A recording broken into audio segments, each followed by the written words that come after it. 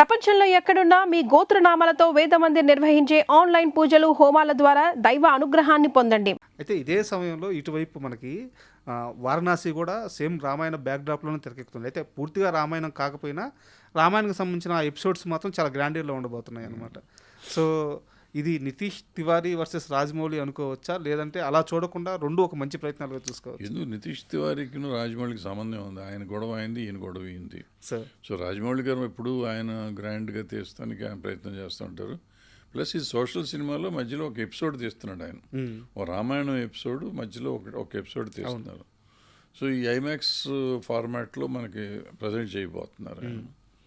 IMAX format అంటే ఆటోమేటిక్గా నీకు పెద్దగా ప్రమాణంగా ఉంటుంది కాబట్టి, సో విజువల్ ఎక్స్పీరియన్స్ ఇది కూడా బాగుంటుంది కాబట్టి చూడాలి. వారణాసి కమర్షియల్ నెంబర్స్ మీద మీ ఎక్స్పెక్టేషన్స్ ఎలా ఉన్నాయి సార్? సార్ అసలు నెంబర్స్ వస్తాయి అని భారతదేశానికి ఇండియాలో చెప్పింది రాజమౌళి. సార్ ఇప్పుడు మళ్ళీ కొత్త ఎక్స్పెరిమెంట్ చేస్తున్నాడు. సో అది కాదు నెంబర్, ఇంకా నెంబర్ ఉంది అని చెప్పడానికి వారణాసి తీస్తున్నాడు ఆయన. సో ఆ రోజున 100 కోట్లు తీసినప్పుడు ఈ పిచ్చోడు తీస్తున్నాడు అనుకున్నా నేను. ఆ రెండో పార్ట్ 600 కోట్లు పెట్టినప్పుడు ఇంకో పిచ్చోడు అనుకున్నా. మళ్ళీ 1000 కోట్లు పెట్టి RRR తీసినప్పుడు 900 కోట్లు పెట్టి తీసినప్పుడు మళ్ళీ పిచ్చోడు అనుకున్నా. బట్ ఈ నెవర్ ప్రూవ్డ్ రాంగ్. ఆయన ఎప్పుడు ఆయనే కరెక్ట్, మనమే తప్పు. అంటే మనకి ఇంత డబ్బులే ఎక్కడి నుంచి వస్తాయి అనుకోండి, వస్తాయి. మీరు నమ్మండి, సినిమాని నమ్మండి, మనం తీసే విధానాన్ని నమ్మండి అని ఆయన చెప్పాడు. చెప్పి ఆయన ప్రూవ్ చేసుకున్నాడు. సో ఇప్పుడు రాజమౌళి శీలాన్ని శంకించాల్సిన సమయం కాదు, అవసరం లేదు. మనం ఆ శీలాన్ని శంకిస్తంలో చాలా చిన్నవాళ్ళం అయిపోతాం. సో ఆయన ఈసారి 10,000 కోట్లకి వేసాడేమో టార్గెట్, మనకి తెలియదు కదా. 10,000 కోట్లు ఇప్పుడు అందరికి 10,000 కోట్లు చేయాలి. నా ఉద్దేశంలో నేను మీకు తెలిస్తే కల్కి అప్పుడు నేను ఎక్స్పెక్ట్ చేసి 5,000 కోట్లన్నా చేస్తుంది, 5,000 నుంచి 10,000కి వెళ్ళాలి. అంటే మనం టాప్ 10 వరల్డ్ సినిమాలో టాప్ 10లోకి రావాలని.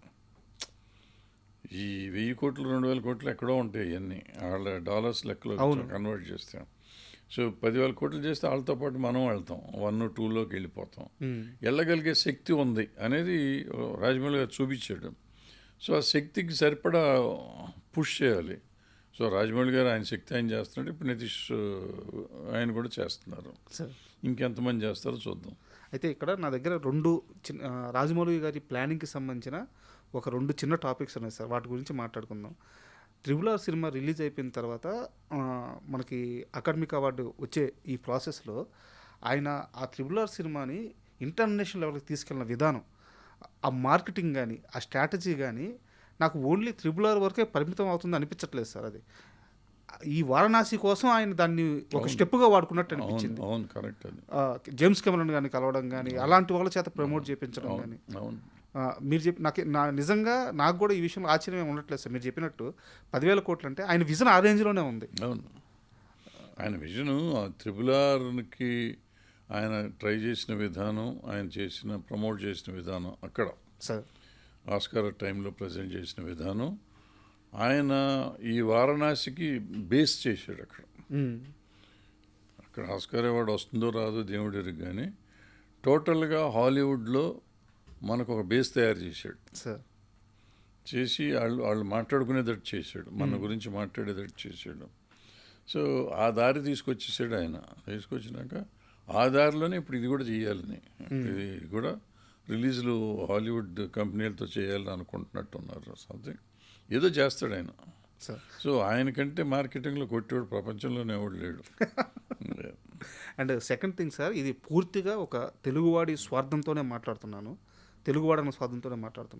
రాజమౌళి గారు మీరే చెప్పారు ఆయన మించిన వాళ్ళు లేరని చెప్పేసి.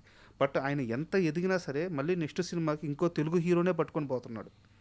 ఇప్పుడు బాహుబలి తర్వాత ఆయన తలుచుకుంటే ఆ రోజు అమీర్ ఖాను, సల్మాన్ ఖాను, షారూక్ ఖాను ఎవరైనా డేట్స్ ఇస్తారు. మళ్ళీ వచ్చి జూనియర్ ఎన్టీఆర్ గారు రామ్ చరణ్ గారితోనే సినిమా చేశారు. RRR ఇంటర్నేషనల్ లెవెల్లో అంత ఇదైన తర్వాత మళ్ళీ వచ్చి మహేష్ బాబు గారితో సినిమా. ఒక్కో హీరోని ఆయన వేరే రేంజ్కి తీసుకెళ్తున్నారు. ఈ ప్లానింగ్ అంతా మహాభారతం కోసమేనా? అదేం కాదు, మహాభారతం చేస్తాడు నాకు తెలియదు. కానీ ఇప్పుడు షారుఖ్ ఖాన్లు, బోరుఖ్ ఖాన్లు వీళ్ళు 100 కోట్లు చేయలే. మన ప్రభాస్ అయితే వెళ్ళాడు 200 కోట్లు, 100 కోట్లు అన్నీ మనమే చూస్తున్నాం ఇప్పుడు అమౌంట్లు. వాళ్ళు హిందీ వాళ్ళు మనకంటే ఇప్పుడు తక్కువైపోయారు. ఇప్పుడు షారుఖ్ ఖాన్ దగ్గరికి వెళ్ళాలి, అమీర్ ఖాన్ దగ్గరికి వెళ్ళాల్సిన అవసరం లేదు. కానీ అంత అమౌంట్లు మన దగ్గర తీసుకుంటున్నారు కాబట్టి ఆల్రెడీ ఆఫ్టర్ ఏదైనా బాహుబలి ముందు బాహుబలి తర్వాత చాలా తేడా వచ్చింది. బాహుబలి ముందు హిందీ ఇండస్ట్రీ మనకంటే 10 ఇంతలు తేడా ఉండేది.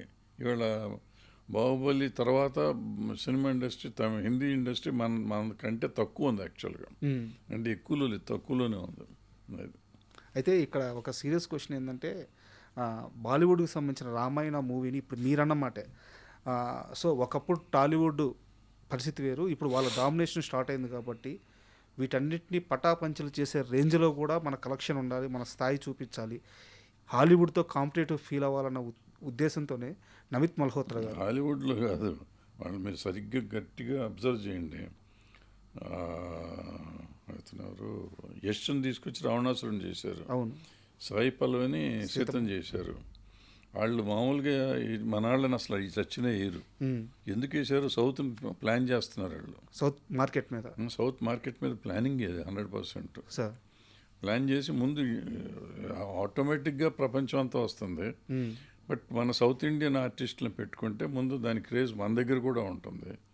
ఎందుకంటే తెలుగులో కానీ తమిళ్లో కానీ వాళ్ళ డబ్బులు విపరీతంగా వస్తున్నాయి. ఇప్పుడు యష్ చేసిన కేజీఎఫ్లో 1000 కోట్లు టచ్ చేసింది. సో అట్లాగే సాయి పల్లవి ఉంటే మొత్తం ఈ 3 రాష్ట్రాలు, 4 రాష్ట్రాలు, మొత్తం సౌత్ అంతా అమ్మాయికి మంచి క్రేజ్ ఉంది, యష్ క్రేజ్ ఉంది. సో ఒట్టి రణ్వీర్ కపూర్ ఉండి వేరే వాళ్ళని పెడితే సౌత్లో ఆ సినిమా పట్టించుకోరు ఎవరు. వస్తుంది వెళ్తుంది, వచ్చిన 10 కోట్లు 20 కోట్లు 50 కోట్ల దగ్గర ఆగిపోతుంది. ఇప్పుడు సౌత్లోనే 400 కోట్లు చేయొచ్చు, 500 కోట్లు చేయొచ్చు. ఆ రేంజ్కి ఆలోచన వాళ్ళది, ఆలోచనలో ఉండి సరే ఎవళ్ళకాళ్ళు మార్కెటింగ్ స్ట్రాటజీ వాళ్ళ రకరకాలుగా చేస్తారండి. బట్ అయితే ఒకటి మాత్రం ఆనందంగా ఉంది సార్, ఎందుకంటే ఇది వరకు ఈ 2 సినిమాల ముందు వరకు పరిస్థితి ఎలా ఉండేదంటే టాలీవుడ్డా బాలీవుడ్డా, మీ బడ్జెట్ అంతా మా బడ్జెట్ అంతా మీ లెక్కలంతా, ఇలాంటి ఒక పోటీ ఉండేది. ఇప్పుడు అలా కాకుండా అది ఇండియన్ సినిమా అయిపోయింది. ఇండియన్ సినిమా ఇప్పుడు హాలీవుడ్తో పోటీ పడాలి అన్న ఒక ఆలోచన కానీ ఆ పోటీ కానీ చాలా బ్యూటీగా అనిపిస్తుంది. అది అద్భుతం. ఈ 2 సినిమాల్లో అంటే నేను కాంపిటేటివ్గా చెప్పట్లేదు, చాలా ఆనందంతోనే అంటున్నాను. 2 సినిమాల మధ్య పోటీ అయితే మీరు ఏ సినిమా కొట్టేస్తారు? పోటీ ఏముంటుందండి, ఏ సినిమాకి ఆ సినిమానే. ఇప్పుడు 2 సినిమాలు పెద్ద సినిమాలు డెఫినెట్గా 2 చూస్తారు. కానీ పోటీ అంటే అది చూడతాం ఇది చూడడం అనేది పోటీ అట్టయం కాదు, అట్లా ఉండదు. 2 చూస్తాం ఉంటుంది. సో వెయిట్ చేస్తున్నాను సార్, ఎందుకంటే ఒక సినిమా లవర్గా నాకు తెలిసి సినిమాతో మీరు పుట్టినప్పటి నుంచి సినిమాతోనే ప్రయాణం చేస్తున్నారు కాబట్టి ఈ విషయంలో మాత్రం అందరం హ్యాపీగా ఉన్నాం. మీ సంతోషం కూడా అర్థమవుతుంది. సో నిజంగానే ఇండియన్ సినిమా హాలీవుడ్తో పోటీ పడే ఒక టైం వచ్చింది, ఆ టైం పీరియడ్ నడుస్తుందని నమ్ముతున్నాను. రామాయణ కానీ వారణాసి కానీ బిగ్గెస్ట్ నెంబర్స్ అచీవ్ చేయాలని కోరుకున్నాను. Thank you very much. And for more videos, please subscribe to iDream channel. Subscribe to iDream Media. Please subscribe to iDream. Please subscribe to iDream. Please subscribe iDream. And please subscribe to iDream. For more videos, subscribe to iDream. please like, share and subscribe to the channel. Congratulations, iDream. Subscribe to iDream. Subscribe to iDream. So subscribe to iDream Media. iDream ki iDream team andarki huge congratulations. Please subscribe iDream Media. Please subscribe to iDream. Subscribe iDream. Please subscribe to iDream. iDream అంటే నా కళల channel subscribe చేసుకున్న నోరు తిరుగుతలేదు, మీరైతే గంట గుర్తు కొట్టండి. For more such videos, please subscribe to iDream. Subscribe to iDream. Please subscribe to iDream. Please subscribe iDream Media. Please do subscribe to iDream. Please subscribe to iDream Media. For best entertainment and information, please subscribe iDream. And don't forget to subscribe to iDream.